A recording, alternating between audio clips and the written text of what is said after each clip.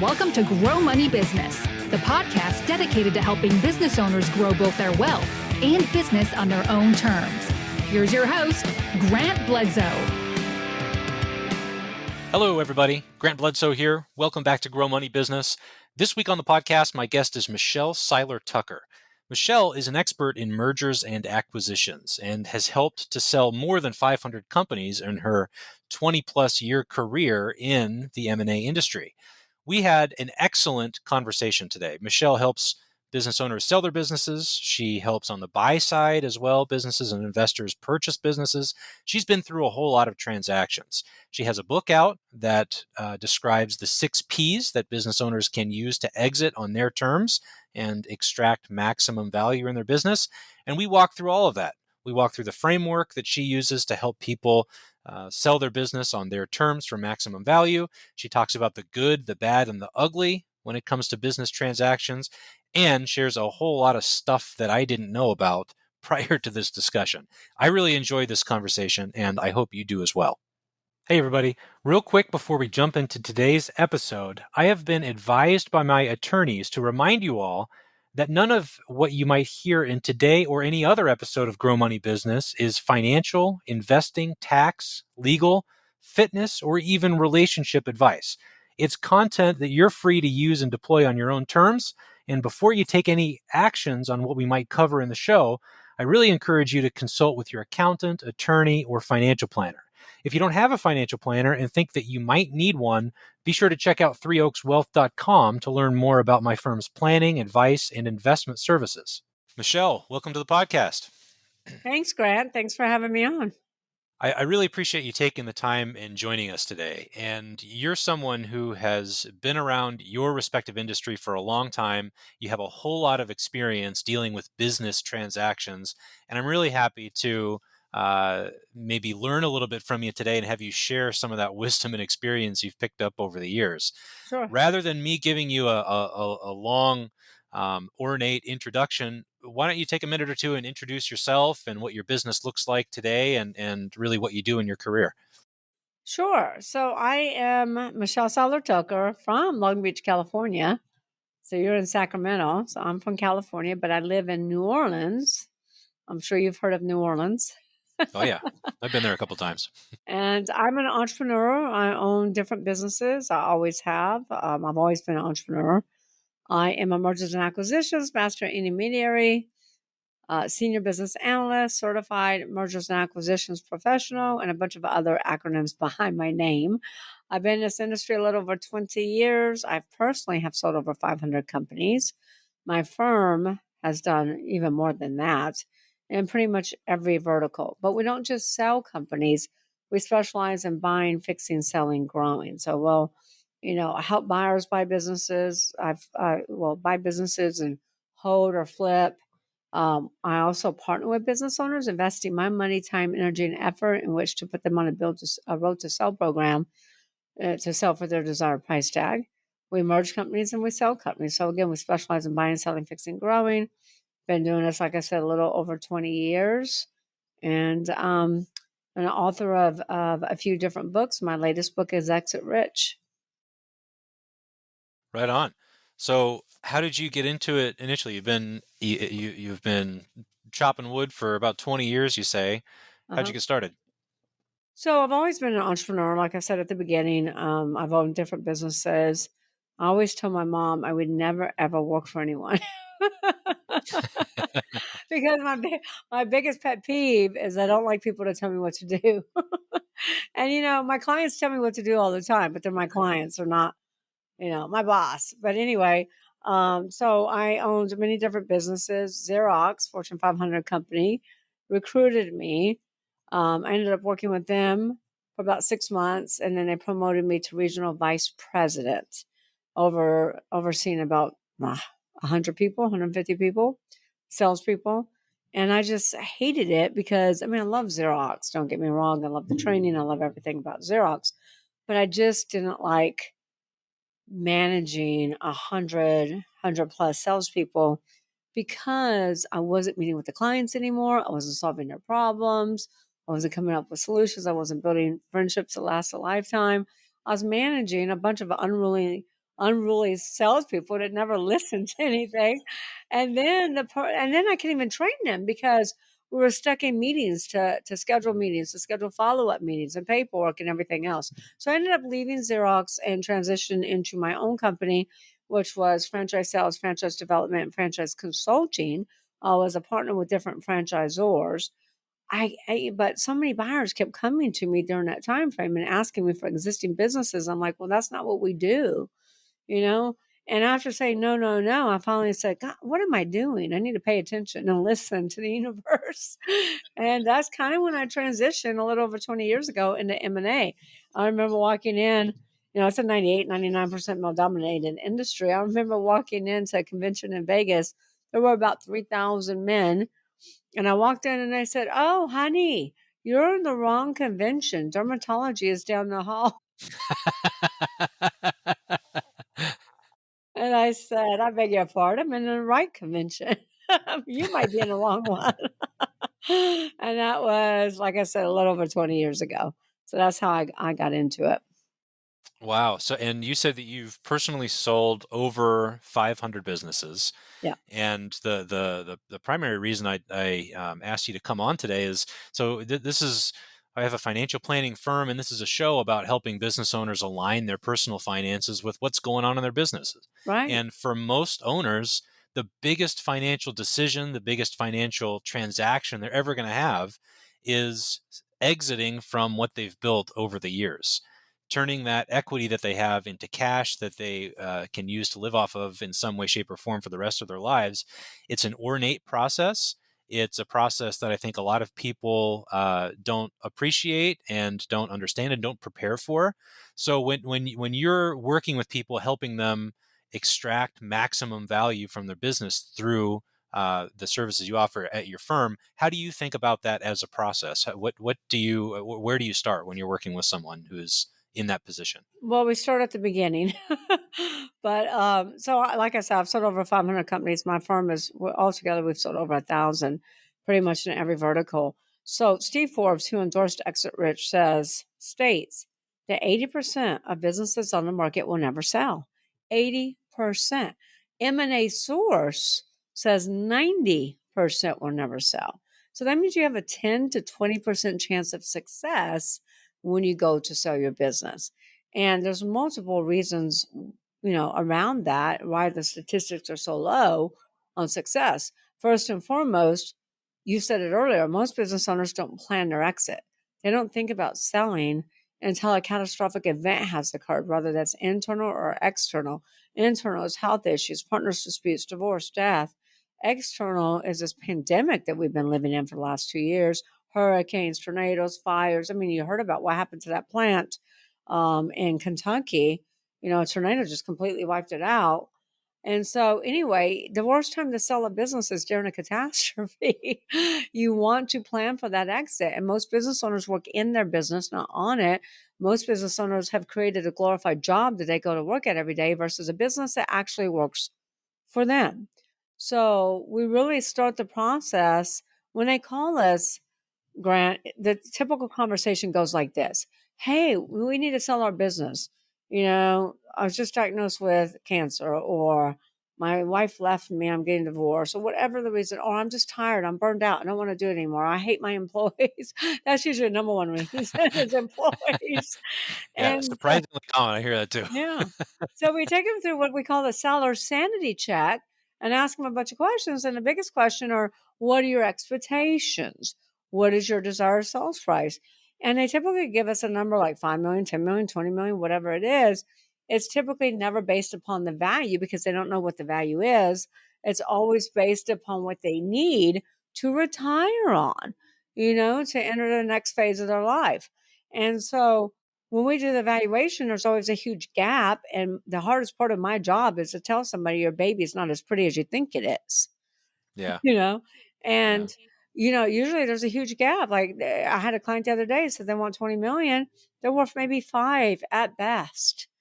So what we do is we really work with our clients from the beginning is what we try. It's kind of like Stephen Covey says, start with the end in mind. And we work with them on the GPS exit model. And the GPS exit model is kind of like you're in California. If you want to drive somewhere, what do? You pull out your phone.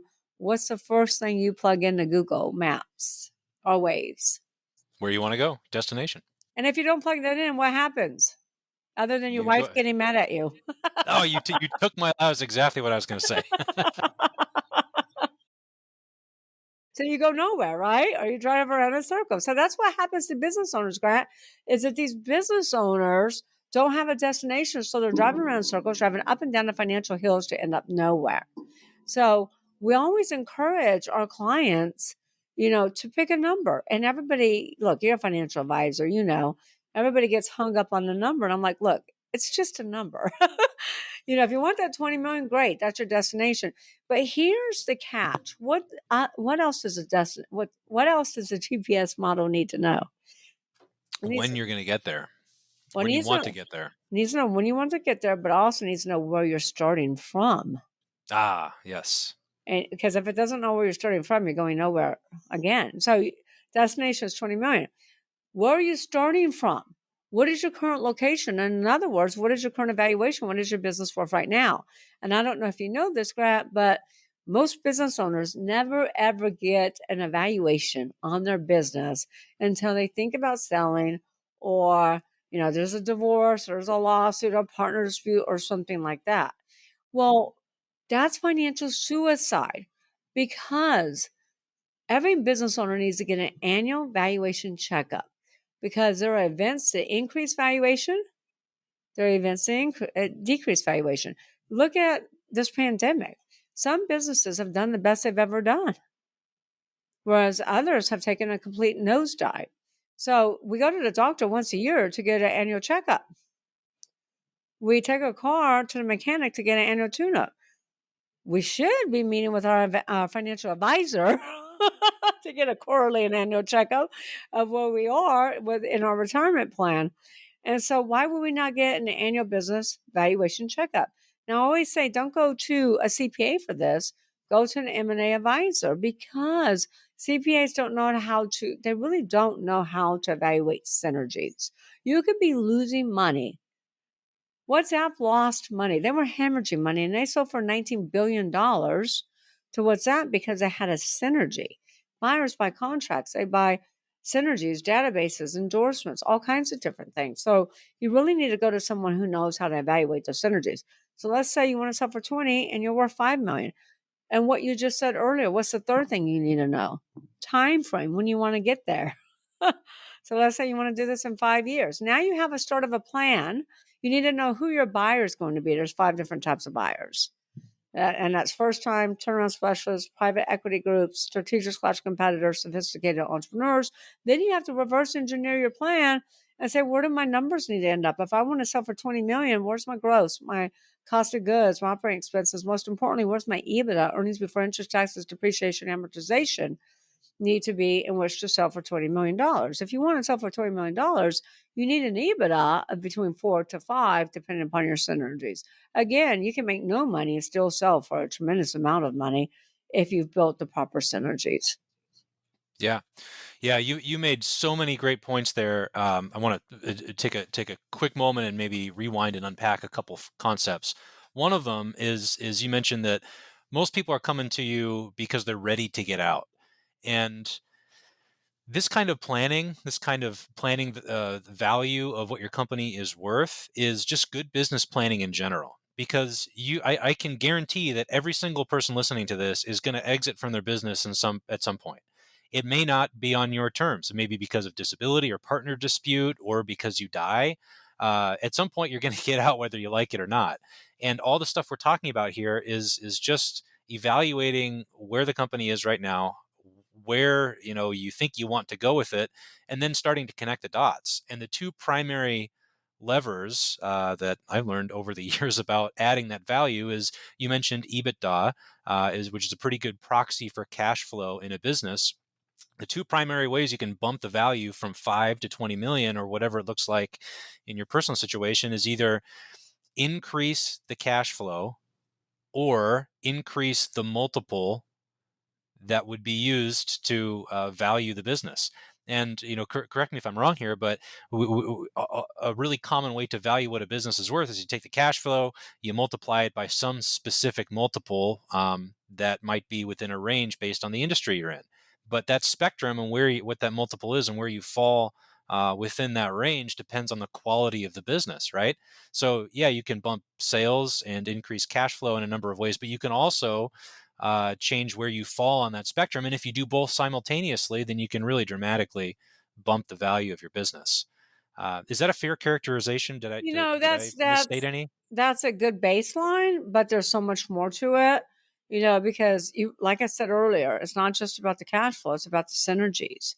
So in our GPS exit model, after we've determined where your numbers need to be from a gross and EBITDA standpoint, then we want to look at those 5 buyers. Who are the right buyers for you? Your business is a widget. Remember when you started your business, like, here's my widget, financial advisement. You're a financial advisor. That's your widget. Who's your target market? You're probably not everything to everyone, right? You probably have a target market, just like most companies do. So who's your target market? This is your widget. This is your target market. You've got everything to meet their specific criteria. Same thing with your business. Your business is your widget. So you need to look and say, okay, if I'm trying to sell for 20 million, it's not going to be a first-time buyer. They can't afford me. It's not going to be a turnaround specialist. It's going to be a private equity group that doesn't even look at businesses unless you have at least $3 million in EBITDA, or sophisticated, or a serial entrepreneur. And so then you say, okay, what is the specific criteria that these buyers are looking for? Because these buyers, so private equity groups, competitors slash strategics, are looking for certain synergies to catapult their business to the next level. So that's why you really need an M&A advisor that's done this, 1,000 times, because they know how to evaluate synergies. So then after you figure out, okay, where the numbers have to be, now you need to figure out what are the synergies these buyers are looking for. And that's when we really work with our clients, and Exit Rich talks about this, how to build the business, how to build the proper infrastructure. Because again, most business owners have built a glorified job.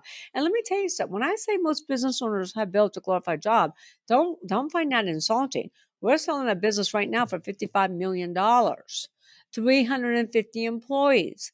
Guess what? The business can't run without the owner. And so we're selling 80% of it. So it's a problem in almost every type of industry, almost every type of EBITDA target. It's a problem. So we work with clients to build their business on the proper infrastructure, what we call the 6 Ps. And so these 6 Ps help increase value. They help you get a higher multiple. Now, just to your point, to add to your point, Grant, because you're on the right target, you're on, like I said, it's a good baseline.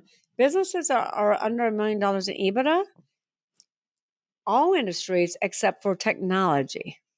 Technology is that unicorn. So technology businesses typically sell for a multiple of revenues, whereas other businesses typically sell for a multiple of EBITDA. And so businesses under $1 million of EBITDA will typically trade for anywhere from 1.5 to 3.5, depending upon the synergies you've built in your company. And if you function on all 6 Ps. Businesses that are over $1 million in EBITDA typically start at 5 and up, depending upon the industry, depending upon the 6 Ps, depending upon the synergies. But if you build your business with the proper infrastructure in mind, and you build your proprietary assets, which are contracts, databases, trademarks, celebrity endorsements, digital real estate, that 5 can go to 7, can go to 8, can go to 10 really quickly. So that's why it's so important, because if your business is only operating off of 2 or 3 of the 6 Ps, a buyer's going to discount for that.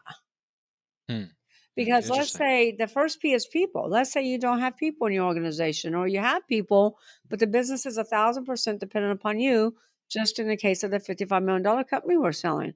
Well, then a buyer's going to come in and say, look, you don't have the right leadership team. We need a CEO. We need a CFO. We need a COO. We need this. We need that. They're going to start discounting for that. Does that make sense? So they're going to It does. discount from EBITDA. And if you're getting a multiple of EBITDA, then that's going to change your price at the end of the day. Sure. Why does technology trade on a multiple of sales as opposed to EBITDA? You know, that's a very good question. I've been asking that forever. No, I'm kidding. I'm joking.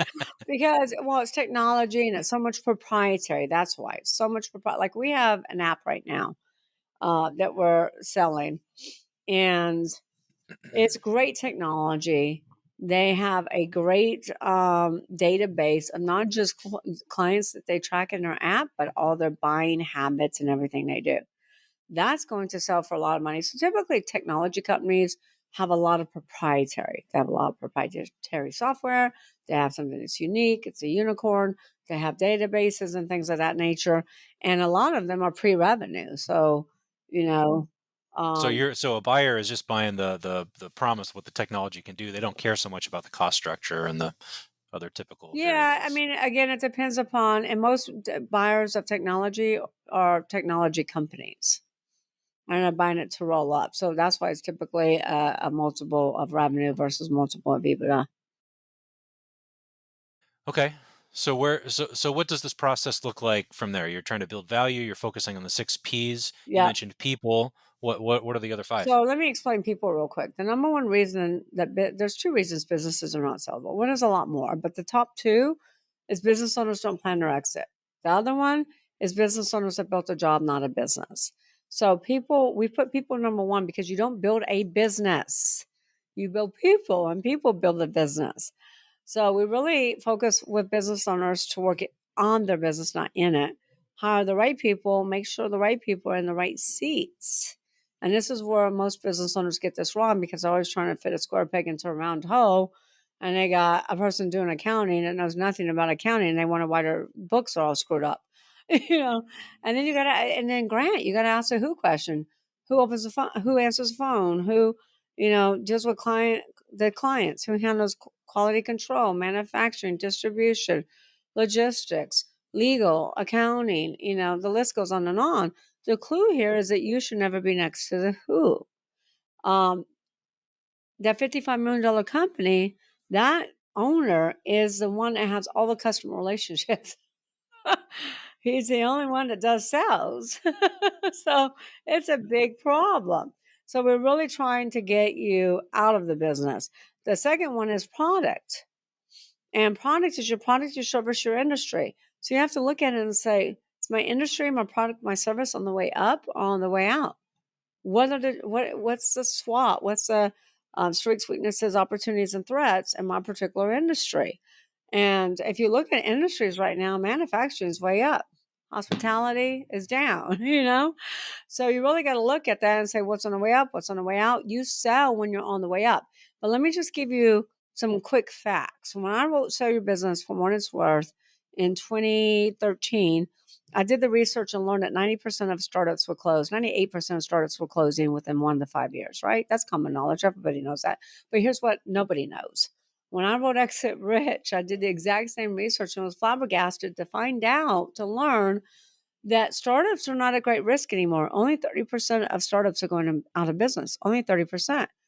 But out of 27.6 million companies in the United States, those businesses that have been in business for 10 years or longer, 70% of them are going out of business. So it flip-flopped. And the reason for that, what's important for your listeners to hear, is the number one reason for that is lack of Planning?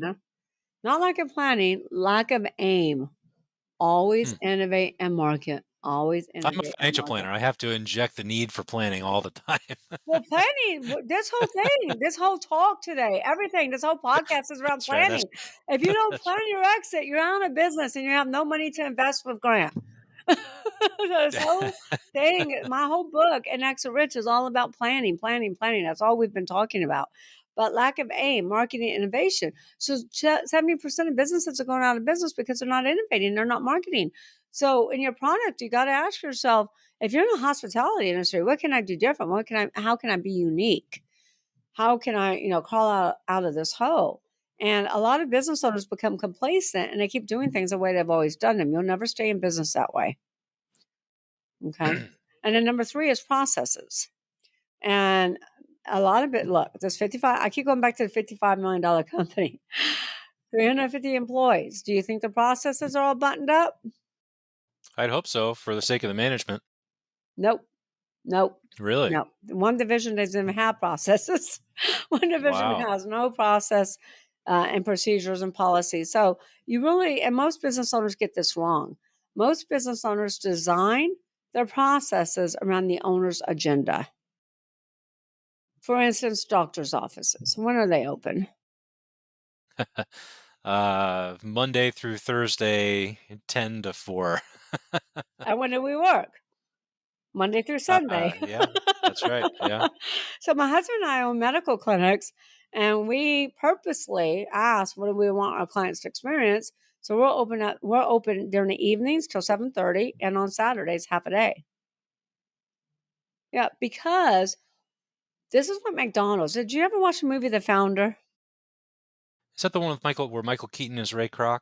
Yes, Ray Kroc. Yes, I And it's did. That based was upon that great. McDonald Yeah. brothers, because Ray Kroc did not start McDonald's. Everybody thinks Right. Ray Kroc started McDonald's. The McDonald brothers started McDonald's.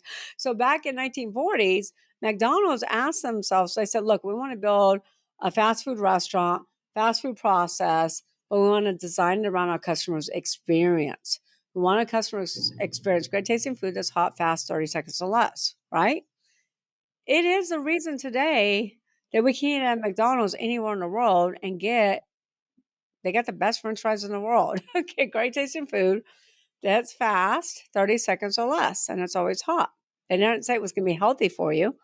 They didn't say it was going to be good customer service because I think they have some of the worst. But anyway, you got to ask yourself, your listeners should be asking themselves right now or asking their clients, what do we want our clients to experience? Because here's the bottom line.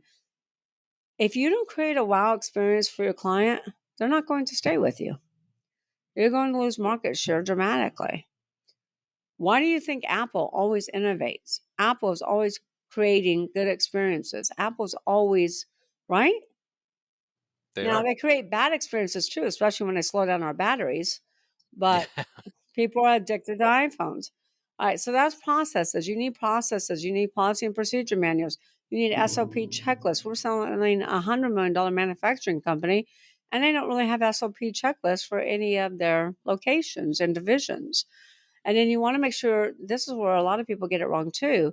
You want to have employment contracts, and you do want to have those non-competes for upper management. Okay. So the next one is proprietary. Now, go back to my example. Businesses under $1 million in EBITDA will trade at 1.5 to 3, 3.5 maybe. Businesses over $1 million in EBITDA, that's where all the buyers are. So if you hear nothing else from me, get your EBITDA over $1 million. Sure. Yeah. Because that's where all the buyers are. So here's what is the highest value drivers: proprietary. There's 6 pillars to proprietary. I'll run through it really quickly. The next 2 P's are fast, but this one, you really need to pay attention to this. Number 1 is branding. The more well branded you are, the more I can sell your company for, as long as the brand is relevant in the mind of the consumer. Is anybody buying Blockbuster? Not anymore. Not anymore. The biggest brand in the world is Apple? Coke. yes, Coca-Cola. Apple. Stick with your Apple? first Oh, choice. Didn't I tell you how? This is how you take exams. You always go with your that's right. You first stick with your choice. first choice. Don't second, right? Don't second guess yourself. Apple, $389 billion Yeah. just for the brand. Now, Coca-Cola is on the top 10, so is Amazon. So is McDonald's. But Apple, number 1, build your brand. Number 2, trademarks. But here's a mistake the business owners make. They come up with a name, they go to GoDaddy and are like, yes, I got the .com. And then they go to California, Texas, wherever they are, and they get a state trademark, but they don't get a federal trademark. Now, I've been in business long enough to witness this many times over. Businesses will be in business 3, 4, 5 years, and all of a sudden receive a cease and desist letter in the mail that they have to stop using that company name because somebody else has a federal trademark. So it's very important to get a federal trademark, not just on your name, your slogan, your logo, but your products. We have a company that manufactures 6 different types of products, and each one has a federal trademark, and each one is exclusive to retail chains. One's exclusive in Walmart, one's exclusive in Target. Okay. Patents. Do you watch Shark Tank? It's been a while, but I have, yeah. So What do they ask? Always. Other than your valuation, what do they ask? How is it protected? What do you have a patent on that? Do you have a patent pending? Right. So patents are big. We sold a company for $18 million that wasn't really making any money, but they had 18 patents. So what we're talking about right now are synergies. Now, one big mistake is a lot of business owners keep their IP, intellectual property, in their LLC, in a corporation. Don't do that. Set up a separate corporation, because if you get sued, you want to make sure you're not in jeopardy of losing your intellectual property. Clients are another big one. Contracts, manufacturing contracts, vendor contracts, development contracts, franchisors with franchisees, any type of exclusivity. Client contracts are the most valuable, especially if you have clients on a residual membership model. Like we have one media company we're selling, it's got 2,000 clients on recurring revenue. Here's the biggest mistake the clients make. They don't have the transferability clause in their contract that says this is transferable upon a new entity. 98% of sales are asset sales. Only 2% are stock. If your buyer doesn't agree to a stock sale and your clients won't sign a consent to transfer, then you're in big trouble. And who wants to go to their clients before the money is in the bank? Because you could be going to your clients asking for a consent to transfer. Now they know you're selling your company and your deal could still fall apart. So you got to get the 98% of transactions are asset sales. That's higher than I would have guessed, maybe 70-30. no, no, no. Wow. Because buyers want to do asset sales. They want to depreciate the assets. They don't want to have any liability for any pending, previous issues, things of that nature. When it becomes a stock sale, it's typically when the contracts are not transferable. If there's, some government issues, bonding, doing business with the government with the same EIN number going back 60 years, those type of situations typically trigger a stock sale, but most are asset sales. And so, like the $55 million company, that's an asset sale.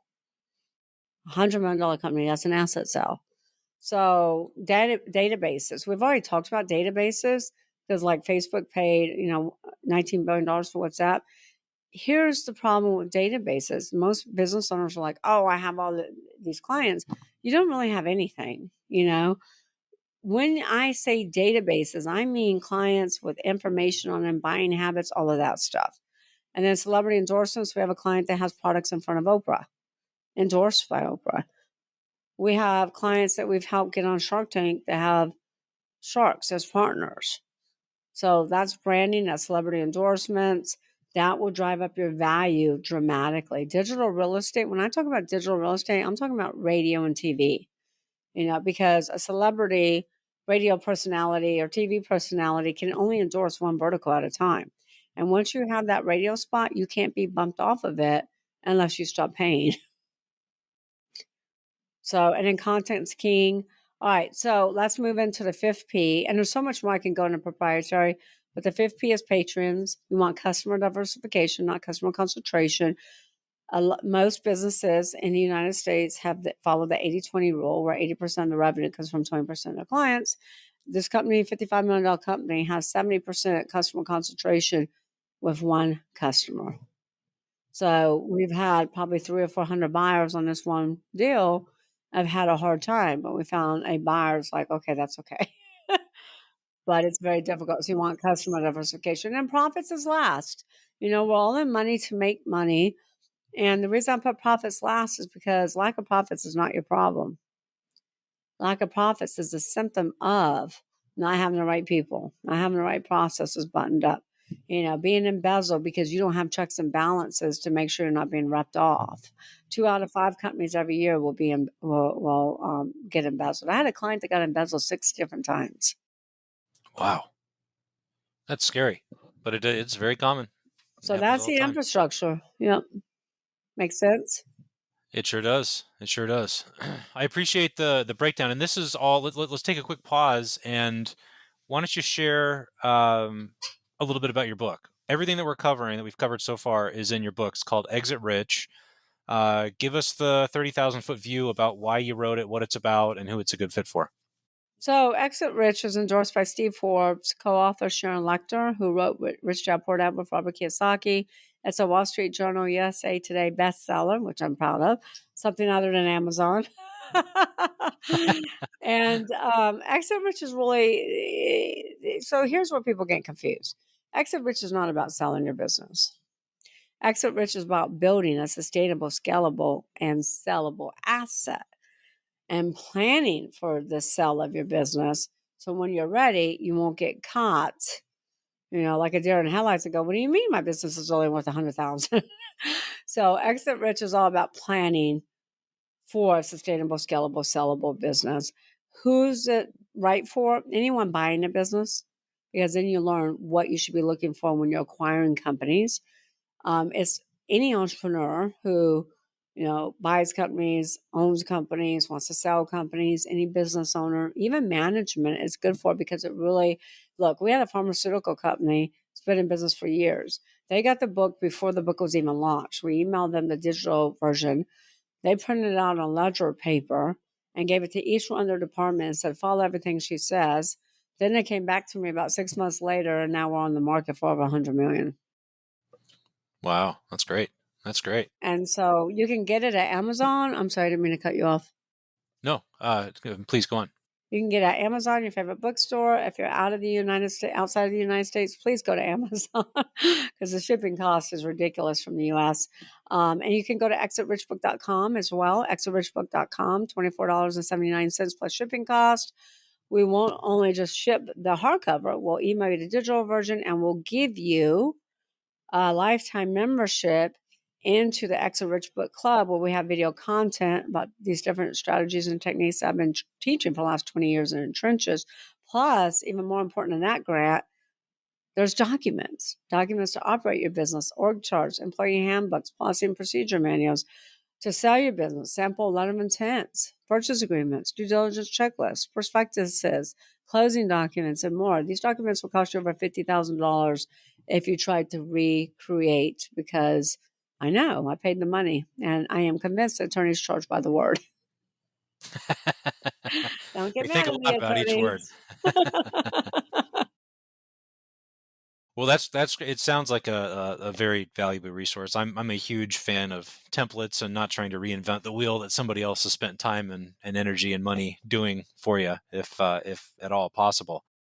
So a couple things that have been on my mind, changing gears just a little bit recently. You mentioned that some businesses have really thrived during the pandemic, others have really struggled.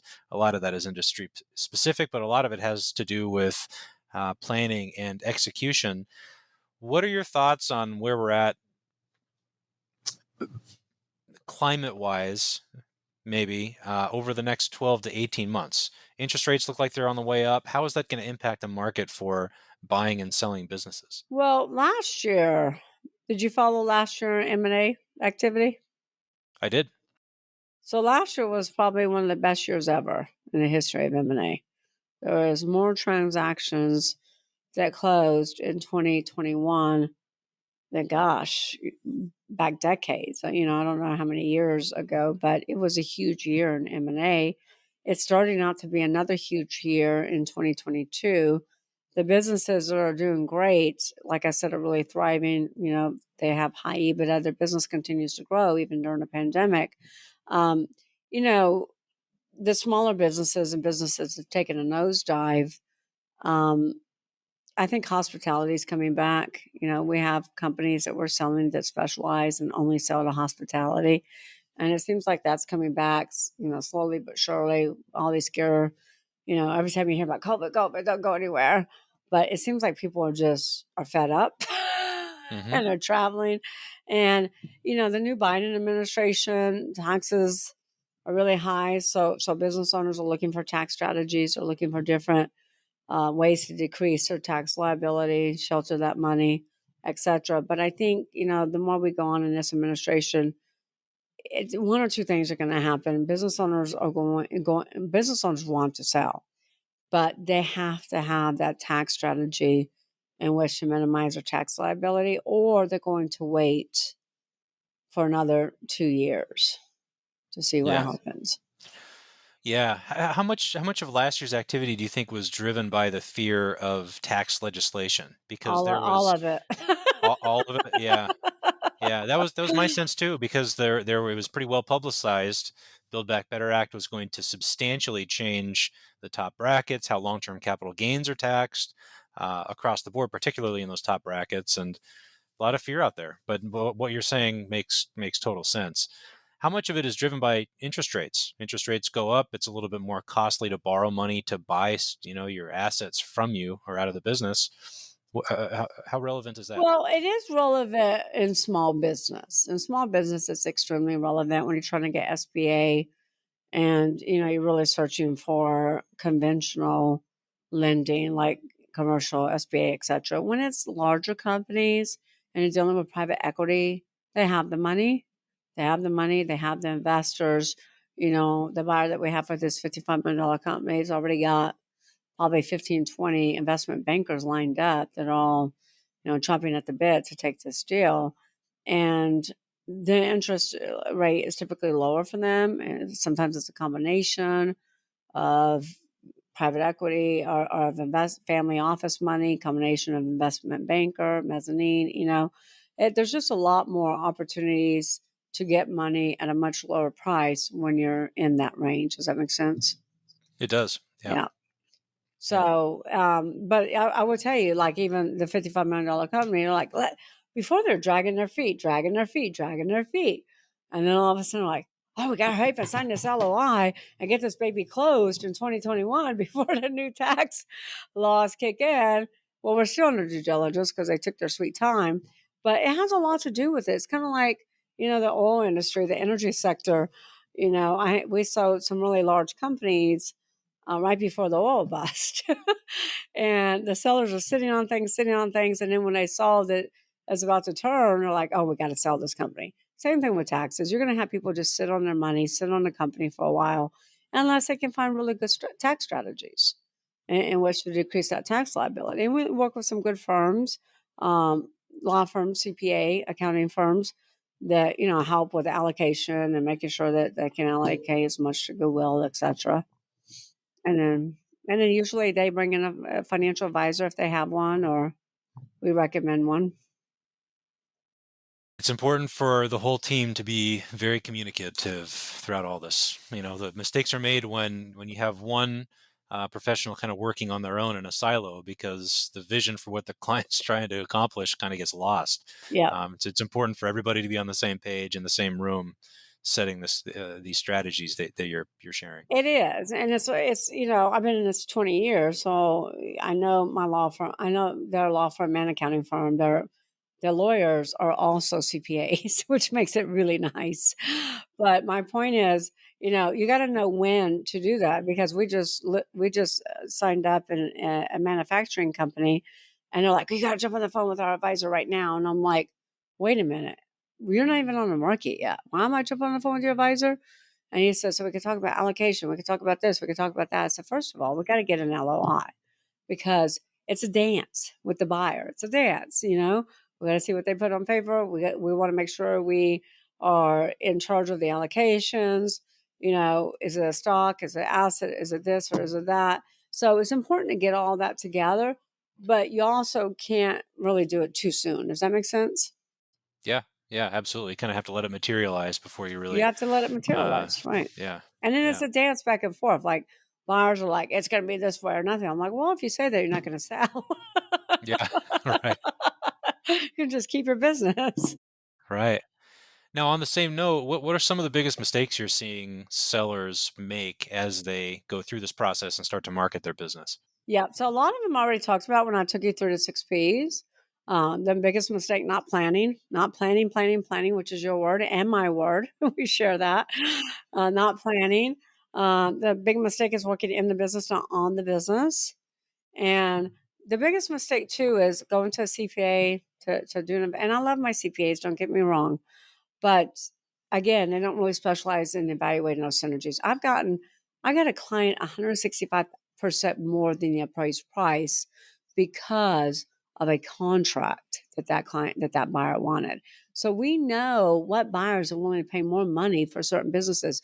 We go to market a lot of times without a price because we know we're going to create an auction. We're going to create a bidding war. So you really need to hire an expert, and don't go to a real estate agent to sell your business. I mean, unless you want it on the MLS, unless you want to open house in your company, unless you want everybody to know you're selling your company, don't go to Right. a real estate agent. You need to get an M&A advisor, and you need to make sure they have the right team. In my book, Exit Rich, I talk about the 20 mistakes that business owners ask or make, and then the 10 questions you should ask before hiring an advisor. But that's just some of the mistakes. There's just so many more. Embezzlement is a huge one, And you made a really good point that confidentiality, as you start considering this, is imperative. No, I mean, am I misprioritizing that? No, you're not. It's 1,000% imperative because, and here's the deal too. Here's another mistake. Business owners don't listen to their advisor. I mean, a lot of my clients listen. I'm sure you have that issue too. Confirmation bias. Yeah. I mean, here's the bottom line. We're the experts. Listen to us, But anyway, proprietary is huge. Confidentiality is everything because employees get spooked when they find out you're going to sell your business. You should never, ever tell your employees. Ever. The only employee that should ever know is a CFO or somebody that you can really, really trust is your right-hand person. And make sure that person signs an NDA that they're not going to say anything. And then you don't want your customers to find out because that could really hurt your business. So I'll give you a horror story real quick. I had this owner that would not listen to me. No matter what I told him, he did the opposite of. And so I told him, don't tell your employees. What does he do the following week? Calls a meeting, tells everybody he's hired me and he's selling. Guess what? He had 3 people walk out. One person demanded a $10,000 raise. The other one, who he really needed, a key employee, it told him the only way I'll stay is if you double my salary now and I get a percentage of the sale.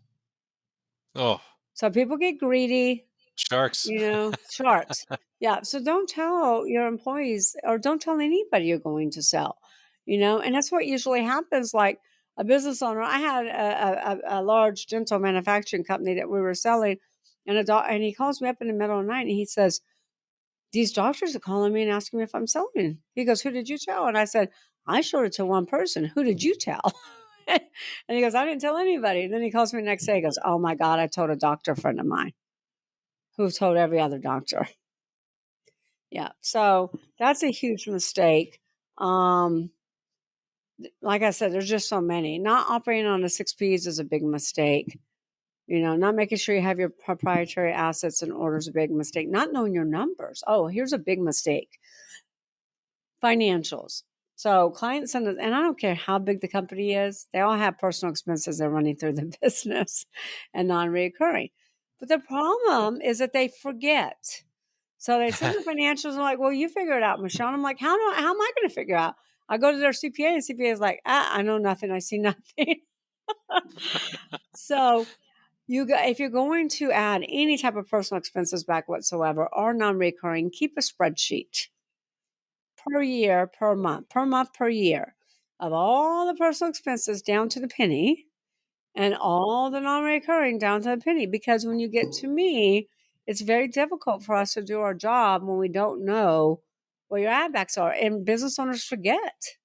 They forget what they're running through the business. So that's a Oh, you're huge doing mistake. yourself a huge favor by doing that. Yeah, because no buyer is going to want to pay your auto lease after they buy your business, right? So, I mean, Well, that's an excellent tip. and the name of the game is EBITDA, right? So if Hmm. you're running your car and your travel and meals, entertainment, everything through the business, well, that's taken away from your EBITDA. And the only way I can add that back, because you're going to get paid on adjusted EBITDA, is to know what those numbers are. And CPAs are notorious for not knowing, or if they do know, they're not going to tell us. And so you really got to keep good records of that. So I encourage everybody right now that's listening to your podcast to start doing that immediately, January 1st. Because I will tell you, in all the businesses I've sold, maybe a handful have actually done that. Oh, really? Yeah, it's a mess. I mean, that's why evaluations take longer than they should, is because most business owners don't know their numbers. Yeah. Yeah. That's an excellent point. So I have a slightly unrelated question, something that has been on my mind for a while. And at our financial planning firm, we don't, a lot of our business owners happen to be in the medical community in some way, shape, or form, but we don't exclusively work with those people in those industries.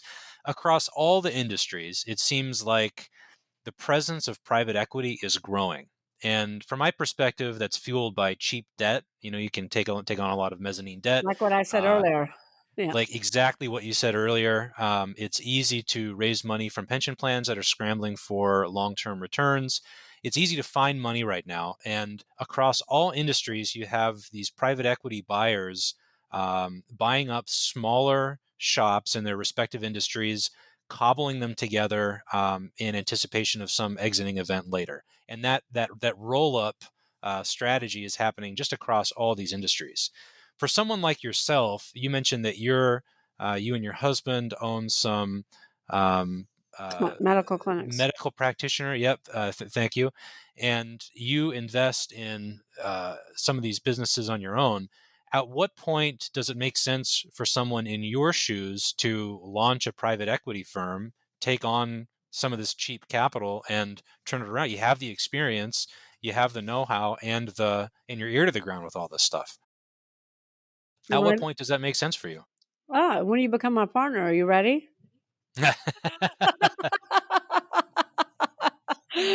I've talked about that over and over and over again.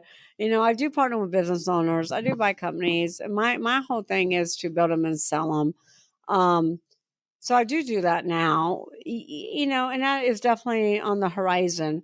We got so many things in the fire that we're working on this year. So it's all about prioritizing and the one thing. I don't know if you ever read the book called The One Thing by Gary Keller, but that's one of the entrepreneurs' problems is that entrepreneurs like squirrel, squirrel, squirrel, squirrel, and they don't really focus on any one thing, and then they have a hard time of really making anything massive. So that is on the horizon. I am planning on doing that. You got to have the right team in place. Got to make sure you have the right management team to run some of these companies. When I partner with business owners, it's difficult because I always say you'll never grow the business beyond what you grow the owner. So you really have to make the decision: do we get the owner out, and put a management team in there, or do we keep the owner because we have to, because the business is 1,000% dependent upon the owner? And that's why most private equity groups are not buying 100%. Most private equity groups are buying 70%, 80%. And then one thing I wanted to note about what you said is private equity groups, this is how they buy. So it's crystal clear to your listeners. Yes, they gobble things up, but they're not just going to gobble up a bunch of small businesses. This is how it works. First and foremost, they look at, are they buying on a platform, or are they buying add-ons? So a platform is an industry they've never been in. Let's say that they want to get into online healthcare education. They won't even look, and we have a bunch of online education companies right now for sale. They won't even look at an online education company unless it has at least 3 million and up in EBITDA. Some private equity groups are like 6 million and up, 7 million and up. So they're not going to buy small companies without that platform. The only time they get into buying the smaller companies is what's called add-on, as if they already have an online education business in the health industry and they want to expand that. Then they'll look, because they need it to have enough EBITDA to support their growth plan. Sure. And buying a company's got $100,000 in net income is not going to get them to where they need to be, or even $1 million in EBITDA is not going to, meet their vision, meet their target goals. So then they'll look at add-ons, and then they'll look under $1 million in EBITDA, but they're probably not going to buy a company with 100,000, 200,000, 300,000, maybe 800,000, 900, something like that. So it's platform, then add-on. Does that make sense? It does, which goes back to what you were saying earlier about why you need to have that much EBITDA, because once you hit that threshold, now you are opening up the market for to whom you can sell the business to a much wider array of funds who may not already be in the industry. Yeah, and that's why when we have, and a lot of our businesses over $1 million EBITDA, we go to market without a price because we want to create that bidding war. Because again, it's not always about the EBITDA. For private equity groups, it is if it's a platform. For other companies, strategics and competitors, sophisticated entrepreneurs, it's not. So they buy synergies. One thing that we do probably really well, better than everybody else, is we're great at identifying those specific synergies. Like we sold a company that appraised for 9.8 million. We sold it for over 15 million for 70%. They had 70% of their revenue, 65% of the revenue was tied up in the BP contract, British Petroleum. And we had over 500 buyers. We had several LOIs, but they were all contingent upon that contract. And if they were to lose that contract, 70%, 65% of revenue, they're not going to lose 65% of the purchase price, which makes sense, right? So, but I knew a buyer that had some more products that I reached out to and said, hey, I got the best opportunity for you because you've been looking to get in BP and you haven't been able to get your foot in the door. Now I got your foot in the door by this company, and he outbid everybody else and paid $15 million for a company that appraised for 9.8 for 70%. I see. So we're Interesting. really good at, we have another company in manufacturing business that, and here's the other thing that we do. We look at companies and we look at the buyers that could acquire them. And what is the first thing that that company can cut? What's the number 2 or 3 things that will catapult that buyer's business to the next level? Number 1. Number 2, what can they cut in overhead? A lot of times they can cut employees. They can cut management team. Now, trust me, not trying to get rid of employees. I'm not trying to cut anybody's job. That's not what we're trying to do. But I'll give you an example. We have a manufacturing company that has a distribution company, manufacturing logistics, trucking, and they have a distribution business that's about $5 million to operate. Well, we have a buyer, we know of a buyer that has manufacturing, trucking, and distribution centers all over the United States. They're the first ones we go to because we know they can cut $5 million in overhead and increase the EBITDA dramatically overnight at closing. So it's really important to align yourself with somebody that knows how to evaluate these synergies. Oprah, people will pay 10, 15 multiple just to be in front of Oprah. Mm-hmm. And it really falls back on probably the personal network of the professional, right? I mean, how else are you going to identify those opportunities? Absolutely, 1,000%. So that's why we know the buyers. We're a matchmaker. We know the buyers. We know the companies. We know which ones can benefit the best by the strategic buy. We know that with private equity. We know that with strategics. We know that with the competitors. Yeah. Well, this has been great, Michelle. I want to be respectful of your time, but I really appreciate you spending a little bit of your Monday with me today. This has been a really great conversation. What have we missed? What should we leave listeners with? I want to tell you a couple more mistakes because this is pretty prevalent. So another manufacturing business that I've been working with, went through the whole 6 P's with him and kind of unraveled and like, we have no problems at all, Michelle. We're doing this and we're doing this much in EBITDA and we are, bulletproof and there's nothing that can take us down is what they told me at the beginning of the call. How about hubris? After 2 hours in that call, I discovered that they manufacture and they have one manufacturer in Canada who is 75 years old and he has no backup for himself. They have no other, they don't have, B manufacturer, C manufacturer. You should always have backup manufacturers and you should never put all of your eggs in one basket. You should have 3 or 4 manufacturers that you use, A, to keep everybody honest, but B, most importantly, is if something happens. So that's a huge, huge problem. I said, look, we can't even put you on the market yet until you go and get some other manufacturers. And he says he's bulletproof. Here's another mistake.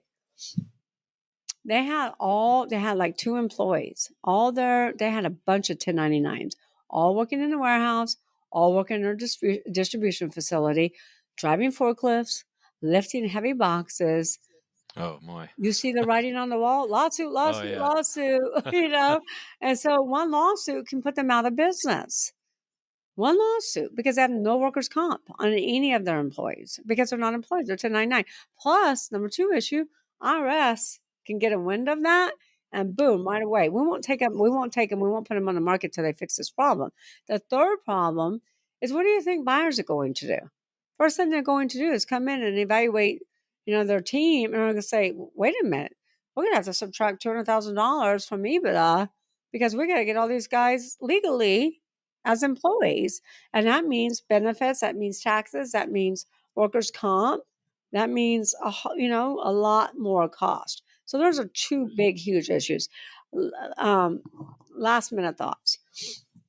I always tell my entrepreneurs, this is my favorite quote because it's my quote, but I like a lot of other people's quotes. But I always say it's hard to read the label from the inside of a bottle.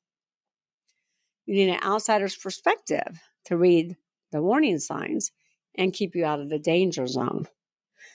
So always hire a mentor, a coach, an advisor, whether it's a financial advisor, an M&A advisor, somebody specializes in building a certain type of industry that you're in. But don't just get any expert. Make sure that you do your due diligence because there's a lot of wolves in sheep clothing that speak from the stage and say how good they are, and they don't even own a house or a car. So you want to make sure that you find the experts in your industry because they can shorten your learning curve dramatically. Learn from other people's mistakes. Yeah. Like we always say, use other people's money. Well, learn from other people's mistake. And it's not just about money. It's about relationship capital as well. You make a great point, and the value of objectivity is just huge, and it's so easy for our minds to play tricks on us. A couple episodes ago, we had a behavioral financial economist from the University of Missouri come on and just talk about the way that the minds play tricks on us and lead us toward making bad decisions. We're so in our own heads every day that just even getting out of the office and doing a little bit of planning work out of a hotel room for a day, even just that's valuable. I mean, think about the value of having an objective outsider with some experience growing the value of businesses, share their perspectives and kind of lead that charge. It's huge. Absolutely. Yeah, we always say, Tony Robbins always says, when you're in your head, you're dead. When you're in your head, you're dead. That's what Tony Robbins always says. But you really got to get out and really do some meditating, do some thinking. I mean, I do my best work when I'm on a plane or when I'm in a place where, I can't use a phone or nobody can talk to me. Yeah. Mm-hmm. So I do encourage everyone to listen to my podcast, Exit Rich. And you can connect with me at SeilerTucker.com and buy Exit Rich at ExitRichBook.com, Amazon, or your favorite bookstore. Right on. Well, thanks again, Michelle. This has really been great. We'll include links to all that, all those items in the show notes. So if you're halfway interested, even less than halfway, I would encourage you to read Michelle's book too. This has been wonderful. Thank you, Michelle. We'll have to have you on in the future to continue the discussion because there's a whole lot more that we could chat about if we had the time. Yeah, thank you. And I would say, even if you're not halfway, again, Exit Rich is about building a business that can run without you. I mean, we're going to business for financial freedom, for a better quality of life. My last client said, Michelle, I haven't taken a vacation in 9 years. That's not what entrepreneurship is about. Right. So this really helps you put the pieces in place so you can have that infrastructure that you run your business doesn't run you. Well said. That's, I think, an excellent place to end it. Thank you again, Michelle. We'll talk to you again soon. Thank you for having me on. Thanks for tuning in to Grow Money Business, the podcast dedicated to helping business owners grow both their wealth and business on their own terms. Be sure to subscribe to the podcast on iTunes, Google Play, or wherever you digest podcasts to ensure you don't miss out on future episodes and announcements. And feel free to submit questions to growmoneybusiness.com.